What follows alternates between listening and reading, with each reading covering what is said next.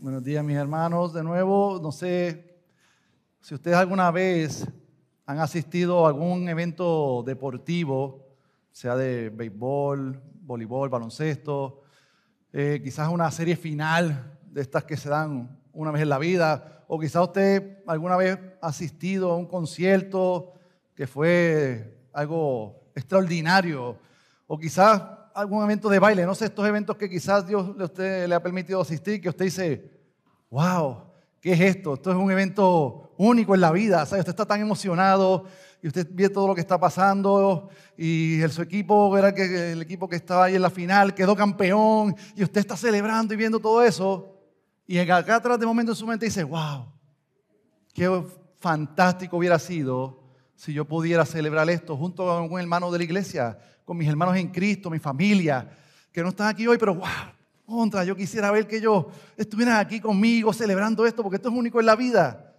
Y pues quizás dentro de toda la euforia y toda la adrenalina que corre por sus venas, usted siente como que, pues faltó eso, para poder celebrar más con gozo.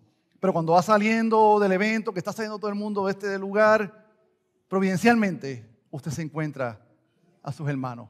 Y se miran y no hay que hablar mucho, las miradas se cruzan y lo que están diciendo es, esto estuvo fuera de este mundo. Y usted va y se corre y los alcanza, se abrazan y celebran. Y en realidad en ese momento la celebración aumenta. Entonces, wow, qué groso, qué hermoso es poder celebrar juntos. Entonces, hoy hermano, vamos a hablar de algo así. Hermano. Vamos a ver que el celebrar juntos quizás tiene que ver más con lo que pasó. Si ustedes vieron, yo no le di muchos detalles de lo que pasó en ese evento, más allá del resultado. Pero sin embargo, no limita ni hace menos emocionante el saber, no que estuvo en el evento, sino que ustedes estuvieron juntos en el evento con sus hermanos en Cristo. Y hoy vamos a estar viendo un pasaje, mis hermanos, que es un pasaje que en los últimos 150 años se ha vuelto controversial. Pero hermanos, por más de 1800 años nunca fue controversial. Así que vamos a estar hablando de eso hoy. Y vamos a ver que es que a través de este pasaje de hoy, el apóstol Pablo nos va a enseñar que se acerca esa fecha de un gran y único evento que traerá el más grande consuelo y que debe ser hoy para nosotros la más grande esperanza. Y así como yo, ¿verdad?, les dije, no di detalles de ese evento que quizás usted participó, eso no lo hace menos importante, porque vamos a ver que el apóstol Pablo no se enfoca en los detalles del evento, sino en el consuelo que trae al cristiano, saber que todos juntos vamos a recibir al Señor Jesucristo en su segunda venida para estar siempre juntos con Él. Y siendo la palabra clave, consuelo y juntos. Y eso vamos a estar hablando hoy. Si su condición física se lo permite, vamos a buscar la primera epístola a los Tesalonicenses, capítulo 4, versos 13 al 18. Primera epístola de Pablo a la iglesia tesalónica, a los tesalonicenses, capítulo 4, versos 13 al 18. Dice así la palabra de Dios. Pero no queremos, hermanos, que ignoren acerca de los que duermen, para que no se entristezcan como lo hacen los demás que no tienen esperanza. Porque si creemos que Jesús murió y resucitó, así también Dios traerá con él a los que durmieron en Jesús. Por lo cual les decimos esto por la palabra del Señor, que nosotros los que estemos vivos y que permanezcamos hasta la venida del Señor, no precederemos a los que durmieron, pues el Señor mismo descenderá del cielo con voz de mando, con voz de arcángel y con la trompeta de Dios, y los muertos en Cristo se levantarán primero. Entonces nosotros, los que estemos vivos y que permanezcamos, seremos arrebatados juntamente con ellos en las nubes al encuentro del Señor en el aire. Y así estaremos con el Señor siempre. Por tanto, confórtense unos a otros con estas palabras. Pueden tomar asiento, mis hermanos. He dividido este pasaje en dos puntos. El primer punto es, versos de 13 al 14, que la esperanza y consuelo de la resurrección en Jesucristo. El primer punto, versos 13 al 14, la esperanza y consuelo de la resurrección en Jesucristo. Y el segundo punto que vamos a hablar también es, en los versos 15 al 18, la esperanza y consuelo de la segunda venida de Jesucristo. El segundo punto es la esperanza y consuelo de la segunda venida de Jesucristo. Y para traer un poquito de recuerdo de lo que hablamos la vez pasada, en este caso de Tesalonicenses hablamos, ¿se acuerdan de ese amor fraternal? Filadelfia, que había, así como en esta iglesia, también en la iglesia de Tesalónica, una iglesia que se amaba mucho y Pablo los exhortó a abundar más en ese amor. Pues hoy Pablo, de forma pastoral, quiere traer consuelo y así como pues Pablo mismo escribió en el capítulo 3, completar la fe de los tesalonicenses. Así que vamos a ver cómo Pablo hace eso hoy. Pablo va a empezar hablando de la esperanza y el consuelo de la resurrección en Jesucristo. Vemos lo que dice el versículo 13 y 14. Pero no queremos, hermanos, que ignoren acerca de los que duermen, para que no se entristezcan como lo hacen los demás que no tienen esperanza. Porque si creemos que Jesús murió y resucitó, así también Dios traerá con él a los que durmieron. Y empieza Pablo hablando del concepto de que no queremos que ignoren acerca de los que duermen. Pablo obviamente, jovencitos y niños, no está hablando de que la gente se durmió, está hablando de que los hermanos en Cristo que murieron. Esa es una forma más bonita de decir que alguien se murió, como hoy cuando decimos que alguien murió, abuelito está con el Señor, o abuelito está morando, viviendo con el Señor. Eso es lo que está hablando Pablo aquí, hablando de los que murieron en Cristo. Entonces, pero Pablo lo que está diciéndole a ellos aquí, no quiero que se entristezcan como los demás que no tienen esperanza. Entonces, el propósito de esta enseñanza de hoy es dar esperanza, consuelo a la iglesia y enseñarles que no sufran más de lo necesario como hacen los impíos. Pablo les recuerda aquí a la iglesia que solo el cristiano puede ver la muerte de un hermano en Cristo con sufrimiento, porque sí hay sufrimiento, pero también con gozo y esperanza. En contraste, sabemos que vivimos en un mundo que no tiene esperanza. Si no está en Cristo no hay esperanza, pero más allá de eso vivimos en un mundo de una cultura de muerte, donde hay suicidio, ahora hay muerte asistida, que no es otra cosa que asesinato, o gente que vive usando drogas o medicamentos para vivir como muertos, viviendo como zombies. Pues Pablo le está diciendo a la iglesia, yo les voy a hablar hoy, enseñar hoy, para que tengan esperanza y consuelo. Y no es que no suframos, mis hermanos. Pablo no está diciendo que no debemos sufrir. Sufrimos por la muerte de un hermano en Cristo y mucho más por esos hermanos en Cristo de la iglesia local o familiar que amamos mucho, que los tuvimos cerca mucho tiempo. Pero Pablo lo que está diciendo es, si vamos a sufrir, vamos a tener duelo, vamos a tenerlo bíblicamente, no como el mundo. Calvino expresa un poco más esto y dice, el apóstol no nos prohíbe por completo dolernos, sino que nos pide moderación en nuestro duelo. Pues dice, no se entristezcan como hacen los demás que no tienen esperanza. Les prohíbe afligirse como los incrédulos, que dan rienda suelta a su dolor, porque consideran la muerte como una destrucción definitiva e imaginan que todo lo que se quita del mundo perece. Así que, iglesia, Pablo está enseñando aquí, aún en nuestro duelo, que debe ser moderado y bíblico, podemos dar testimonio del Evangelio.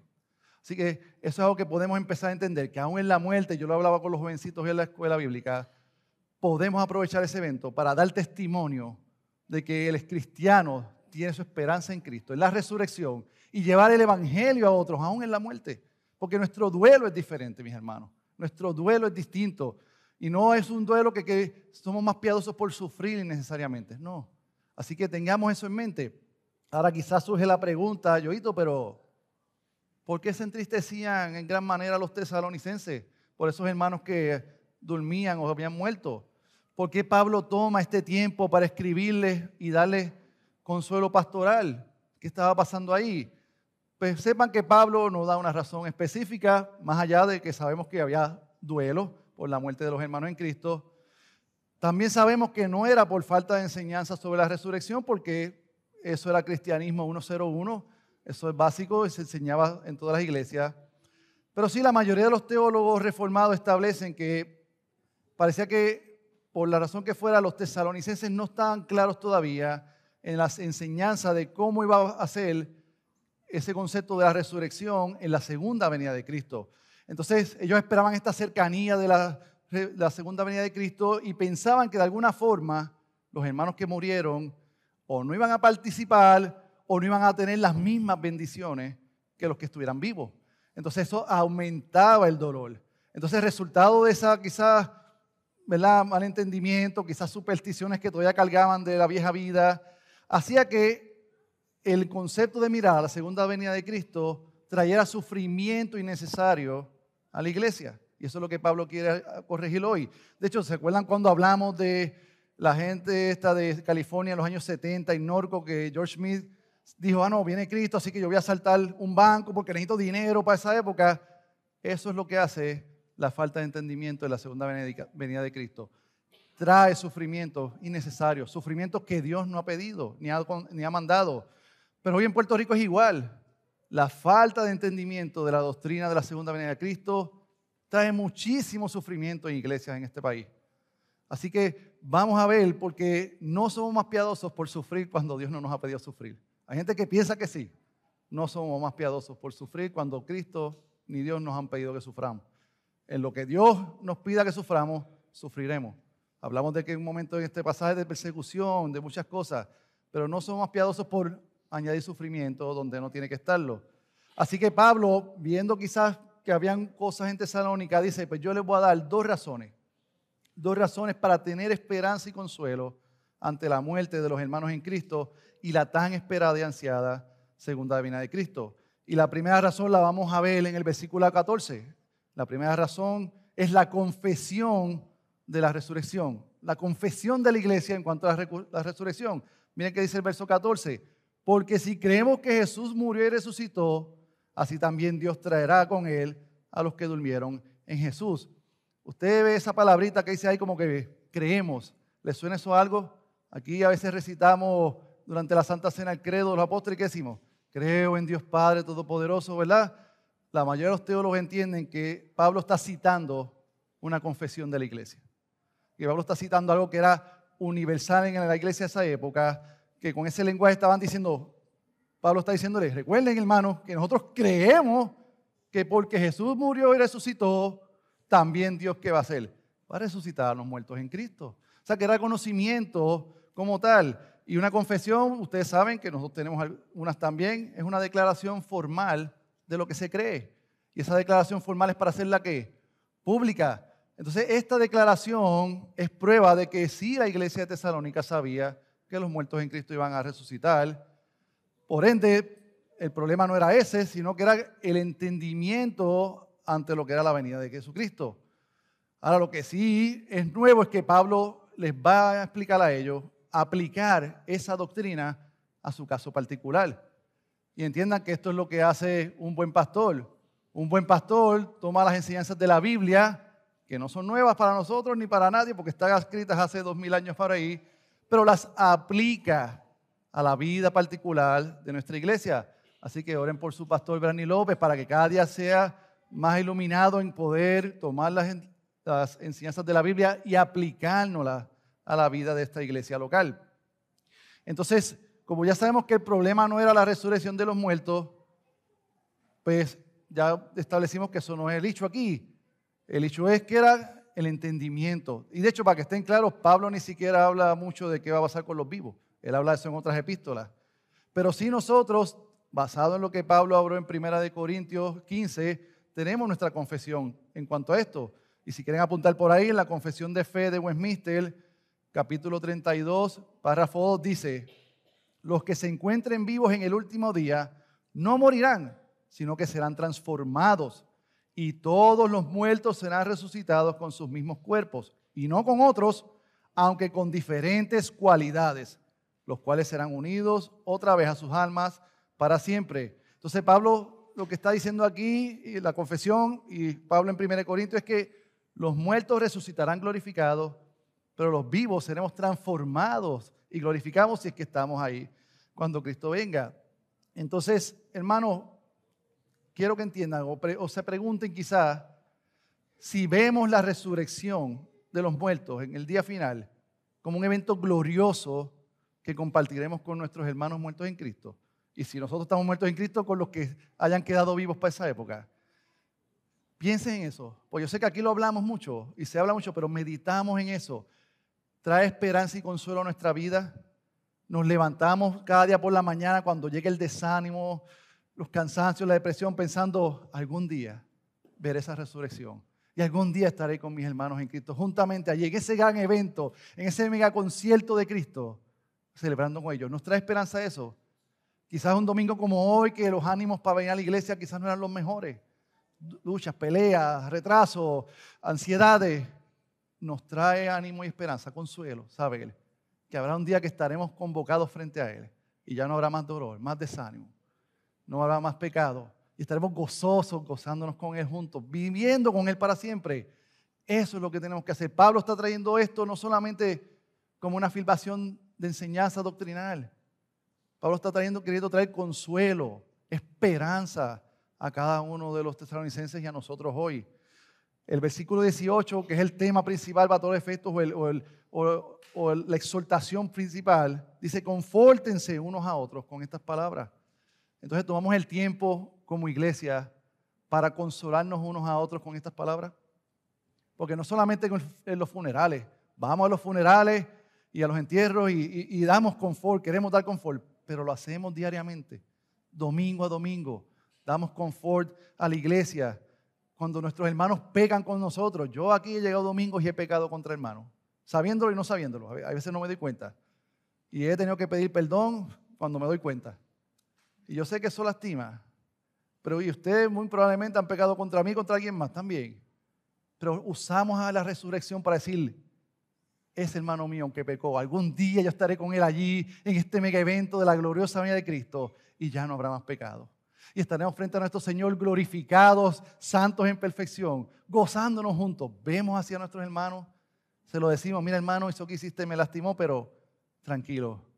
Va a venir un día que no va a pasar esto nunca más y vamos a estar en gloria por la eternidad y nunca más esto va a pasar. Nos consuela esto y nos trae esperanza porque es el tema de Pablo aquí. Nos confortamos unos a otros con estas palabras. Así que quiero que lo tengan en mente porque es lo que Pablo quiere hacer acá. Y quizás alguien que nos visita, que no está en Cristo, que no anda por el mundo sin esperanza. ¿Qué es lo que dice Pablo aquí? El apóstol Pablo hoy les habla de que si no han pensado sobre su muerte, hoy es un buen día para pensar sobre ella. Porque nuestra muerte está hoy un día más cerca que ayer. No sabemos cuándo va a ser, pero está un día más cerca hoy de lo que estuvo ayer. Y esto no lo traigo para traer miedo, sino para dar un sentido de la realidad de la vida. Y es que fuera de Cristo no hay esperanza. Por más años que uno pueda vivir y más saludables que podamos sentirnos hoy, no hay esperanza a menos que pongamos nuestra fe para salvación en Cristo Jesús, aquel quien único puede dar perdón de pecados y vida eterna. Entonces, hermanos, ya hemos visto que Pablo usa esa confesión de la iglesia, de que si creemos que Jesús murió y resucitó, también creemos que va a traer los muertos en Cristo con Él. ¿Para traer qué? Esperanza y consuelo a la iglesia de nosotros. Ahora será la primera razón, como les dije, pero hay una segunda razón que sí es un poco mayor y más interesante y es particular para los tesalonicenses. ¿Y cuál es esta otra razón para esperanza y consuelo? Pablo dice que es la palabra misma del Señor en su segunda venida. Y eso nos lleva al punto 2, que es que la esperanza y consuelo que traen la segunda venida de Cristo. Versos 15 al 18. Y los voy a leer otra vez para refrescar nuestra memoria.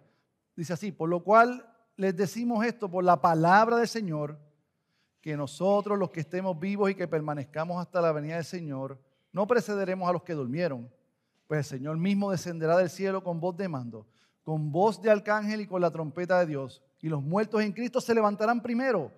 Entonces nosotros, los que estemos vivos y que permanezcamos, seremos arrebatados juntamente con ellos en las nubes al encuentro del Señor en el aire, y así estaremos con el Señor por siempre. Por tanto, confórtense unos a otros con estas palabras. Ya vimos que la razón número 1 de consuelo era que porque Cristo Jesús murió y resucitó, hay resurrección para los que están en Cristo. Pero la razón número 2 es la palabra del Señor. Y hermano, esto que vamos a leer ahora es la parte que quizás mucha gente ve controversial. No hay nada de controversial ni misterioso, místico en este pasaje. Pudiéramos hablar de él mucho tiempo. Yo no voy a hacer eso. Eso muy probablemente nuestro pastor lo puede hacer mucho mejor. Pero vamos a ver que Pablo lo que está buscando es traer esperanza y consuelo. Y él empieza hablando del concepto de la palabra del Señor. Ese lenguaje del Antiguo Testamento, un lenguaje profético. Cuando los profetas decían, vino a mí la palabra del Señor. Pues Pablo lo que está trayendo es eso aquí, eso mismo. Y muchos teólogos lo que establecen es que Pablo lo que va a citar más o menos aquí es algo que Jesús dijo en algún sermón o discurso que dio que no fue registrado en los evangelios. Eso es lo que la iglesia en la tradición cree.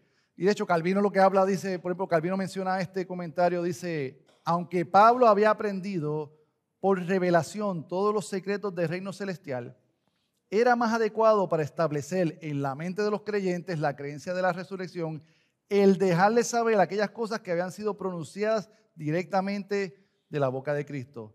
Y hermano, eso es lo que él va a traer aquí ahora. Y él lo que dice entonces es, mira, la palabra del Señor dice que nosotros los que estemos vivos y que permanezcamos hasta la venida del Señor, no precederemos a los que durmieron. Entonces, para aclarar, Pablo no está diciendo aquí que era una garantía que los que estuvieran vivos en esa época iban a ver la venida del Señor. Pablo lo que está diciendo es, si la venida fuera mañana, los que estemos vivos estaremos aquí, pero no precederemos a los que murieron. Así que es una afirmación que sigue viva hasta que Cristo venga. Yo la diría hoy igual. Hoy los que estemos vivos no precederemos a los que murieron en el Señor. Entonces Pablo le dice esto a ellos, ¿por qué? Para que ellos entendieran que aún los que murieron en Cristo no eran cristianos de segunda categoría, que cuando llegara la venida de Cristo, pues ellos como se murieron, se la perdieron, no sabemos qué va a pasar. No, Pablo le está diciendo al revés, nosotros los vivos no precederemos a los que murieron. Entonces ellos resucitarán y estarán presentes ese día, y ese es el gran consuelo, como hablamos, ellos estarán presentes en ese gran evento. Entonces de aquí Pablo pasa, en los versos 16 al 17, a hablar un poco de la segunda venida. ¿Ok? Ahora, este pasaje, para que estemos claros, mis hermanos, es el pasaje más explícito que tiene Pablo y quizás el Nuevo Testamento sobre la segunda venida del Señor. Pero también sepa que es un pasaje con lenguaje poético y apocalíptico, así que vamos a verlo así. Pablo está hablando de esa segunda venida de Cristo. Recuerden el contexto, traer esperanza y consuelo a la iglesia. Pablo está usando aquí un concepto de como que esa venida va a estar como en etapas, pero él no va a hablar ni detalles, ni itinerarios, ni fechas, eso no es lo que está buscando aquí el apóstol. Pero Pablo sí va a usar un lenguaje de cuando un rey llegaba a visitar una ciudad. Cuando ese rey llegaba a visitar la ciudad en la época de Roma y la época de esa época de la iglesia del Nuevo Testamento, venía un rey, ese rey esperaba fuera de la ciudad. Entonces tocaban unas trompetas y venían unos emisarios de él y anunciaban la llegada de ese rey. Entonces la expectativa era que los líderes de la ciudad con los habitantes de la ciudad en ánimo y en gozo salieran para estar con el rey y juntos desfilar a la ciudad con trompetas, fiestas, bailes. Ese es el lenguaje que Pablo va a estar usando aquí. Entonces vamos a ver cómo es el lenguaje. Si vemos entonces el versículo 16a, Pablo dice, pues el Señor mismo descenderá del cielo. Pablo está diciendo, llegó el Rey de Reyes. El Rey de Reyes, el gran rey, el gran evento de la historia arrancó. Y esto obviamente cumple la promesa en Hechos 1, 10 al 11, cuando está el relato de la ascensión. Miren lo que dice Hechos 1, 10 al 11. Después de haber dicho estas cosas, hablando de Jesús, fue elevado mientras ellos miraban y una nube lo recibió y lo ocultó de sus ojos. Mientras Jesús ascendía, estando ellos mirando fijamente al cielo, se le presentaron dos hombres en vestiduras blancas que les dijeron, varones galileos, ¿por qué están mirando al cielo? Y aquí viene la promesa cumplida, este mismo Jesús que ha sido tomado de ustedes al cielo, vendrá de la misma manera, tal como lo han visto, ir al cielo. Entonces ahí vemos esa primera parte de que llega el rey. El rey está ahí a las afueras de la ciudad, por así decir. Entonces, pero sabemos que la ascensión fue un evento silencioso, casi en secreto, pero no así el retorno del Señor. No así. Porque el versículo 16b dice que Él llegará con voz de mando, con voz de arcángel y con la trompeta de Dios. Y es que nuestro Señor regresará públicamente, de forma visible, en carne y audible, visible para todo el mundo.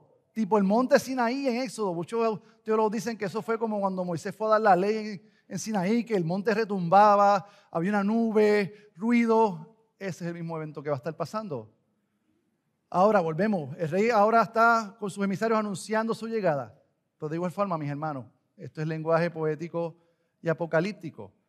Es Pablo dando, ¿verdad?, explicaciones de lo que pudiera ser según un ser humano lo puede ver. Pero tiene que ver con lo que ya Jesús mismo había dicho en Mateo 24:31, que dice, y Él enviará a sus ángeles con una gran trompeta y reunirán a sus escogidos de los cuatro vientos, desde un extremo de los cielos hasta el otro. Es el mismo lenguaje que usó el Señor Jesucristo también. Entonces el rey, que ya llegó, que Dios se dio el anuncio majestuoso, ahora espera en el cielo por su iglesia para ese desfile glorioso. Entonces vamos a ver eso en el versículo 16 y 17. Y los muertos en Cristo se levantarán primero. Esta es la esperanza para Tesalónica. Miren, los muertos no se van a perder esto. Los que estén en Cristo resucitarán. Su cuerpo será glorificado y van a estar allí. Pero no solamente ellos, nosotros los que estemos vivos también vamos a estar allí y seremos arrebatados juntamente con ellos y así estaremos con el Señor por siempre. Entonces, hermanos, sepan esto, la mayoría de los cristianos hoy se enfocan en la palabra arrebatados, porque es la palabra, ¿verdad? Arrebatados, y las películas como Dejados Atrás, Left Behind y El Rapto Secreto, pero un cristiano de Tesalónica se hubiera enfocado en la palabra juntamente. Juntos vamos a estar allí.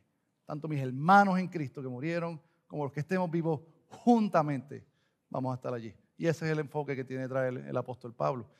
Ese es el enfoque que debemos tener hoy. Porque llegamos a la razón principal de este pasaje, que es traer esa esperanza a la iglesia de que de forma gloriosa los muertos resucitarían, serían transformados, los vivos estaríamos todos allí celebrando la venida del Rey de Reyes. Entonces, tomen esto, que Pablo aquí no da muchos más detalles. No hay muchos más detalles de qué va a pasar, cuándo, cómo, ¿verdad? Así como yo tampoco les di muchos detalles del gran evento y concierto, no lo hace menos importante. Porque el enfoque era que Pablo le está diciendo a ellos, vamos a estar juntos recibiendo al Señor y estaremos con Él juntos por la eternidad.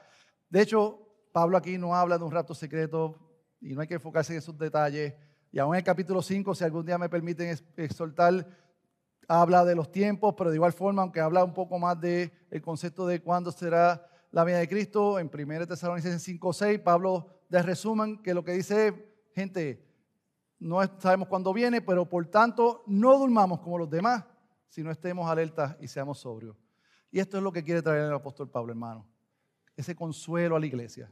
No que hagamos ahora especulaciones, ¿verdad?, de qué va a pasar, cómo va a pasar, más allá de lo que la Biblia nos provee. Reconociendo que, como dice el versículo 8, confórtense unos a otros con estas palabras. ¿Y cuáles son esas palabras? Las que ya hablamos, la confesión de la iglesia, la palabra de Dios, de que como Cristo murió y resucitó, también los muertos en Cristo resucitarán. Y también la palabra de que estaremos juntamente con ellos, juntamente todos, recibiendo al Señor de gloria, para vivir con Él por siempre. Entonces, hermanos, viendo esto y la exhortación, a veces, y yo lo pasé en una época, veíamos la segunda venida de Cristo como un escape a la vida que tenemos hoy. Era una forma egoísta, decía, sí, Señor, ven, Señor Jesús, quiero que vengas, pero es como, porque yo quiero irme, ya yo estoy cansado de todo esto, y a veces nos pasa eso. Pero es una forma quizás egoísta de ver la venida del Señor, versus tener este concepto de decir, espérate, yo quiero ver ese día glorioso, para estar junto a mis hermanos en Cristo, no solamente los que estemos aquí vivos en ese momento, sino a aquellos que amamos y que hemos visto morir. Nuestra iglesia local ha visto hermanos morir. Usted lo sabe. La familia Layana, ahí los Layana han visto morir a la abuelita Estel en Cristo. Este mensaje es para que darnos consuelo de que a abuelita Estel la vamos a poder ver allí. La hermana Miriam también la vimos morir y vamos a verla allí en Coso. La familia Feliciano ha visto morir a Maica, mi nieto, y es toda esperanza de que allí en Cristo vamos a estar juntos con ellos. Sabemos que hay hermanos en familia, la de Lynn, que hemos visto morir bebé, quizás otras personas aquí no vieron nacer a sus bebés. Tengan en cuenta que esto trae consuelo diario, de que en Cristo juntamente vamos a estar ahí con ellos. Así que quiero que hagamos esto práctico, mis hermanos. Yo sé que aquí ha muerto mucha gente. Abuelito Carmelo también, abuelito Carmelo va a estar allí. Pero el gozo y la esperanza está en que en Cristo vamos a estar juntos allí, celebrando, glorificando. Así que usemos esto para darnos confort, consuelo, no solamente cuando hay un funeral, sino cada día, mis hermanos. Porque es glorioso entender que esta promesa de Cristo se va a cumplir algún día y vamos a participar de ella. Así que, hermanos, hemos visto que Pablo aquí, en un pasaje hermoso y glorioso, nos ha dado la esperanza y el consuelo de la resurrección en Cristo Jesús, pero también esa esperanza y consuelo y ese gozo tan grande que va a haber en la segunda venida de nuestro Señor Jesucristo. Y ya hemos visto que este pasaje no es para especular sobre raptos secretos ni eventos particulares de la segunda venida, sino que es un pasaje donde el apóstol, en amor e inspirado por el Espíritu Santo, hace un esfuerzo pastoral para traer consuelo a la iglesia. Y nos exhorta, nos llama a que usemos eso mismo para confortar. Así que yo les pido, mis hermanos, que en esta semana mediten en eso. Usen este pasaje para confortar a otros. No esperen a que haya muerte para hablar de la resurrección y del confort que trae la segunda venida de Cristo. No solamente a familiares y los hermanos de la iglesia, sino también a impíos, gente que no cree. Les decía a los jovencitos, confróntenlos con la realidad de la muerte y hablen de que hay una resurrección y habrá una segunda venida para aquellos que estén en Cristo que será gloriosa, no para los que no estén en Cristo porque ellos no tienen esperanza, pero estamos llamados a ser de esperanza a cada uno de ellos y gozarnos, pensar cada día que algún día estaremos todos juntos, recibiendo a nuestro glorioso Señor Jesucristo y estar juntos con Él por siempre. Oramos, mis hermanos. Nuestro Dios y Padre Celestial, gracias porque nos da las promesas de tu palabra, en especial de la promesa de la resurrección de los muertos por la resurrección de nuestro Señor Jesucristo y de la gloriosa venida del Señor de forma visible, Él en cuerpo, así mismo como ascendió, viene, Señor, desde las nubes a buscar a su iglesia, a su pueblo, para vivir eternamente en cielo nuevo y tierra nueva juntamente con Él. Y ahí, como dice el catecismo, seremos perfectamente bendecidos con ese pleno disfrute tuyo por la eternidad, mi Dios. Así que permítenos traer confort a cada persona, a cada hermano de nuestra iglesia, pero también llevar la gloriosa verdad de las buenas noticias del Evangelio para así extender tu reino, no solamente en Arroyo, Patillas y Guayama, sino a través de todo sitio que estemos. Pedimos esto en el bendito nombre de nuestro Señor Jesucristo, a quien esperamos con ansia, con gozo y con ánimo. Lo pedimos en nombre de Él. Amén.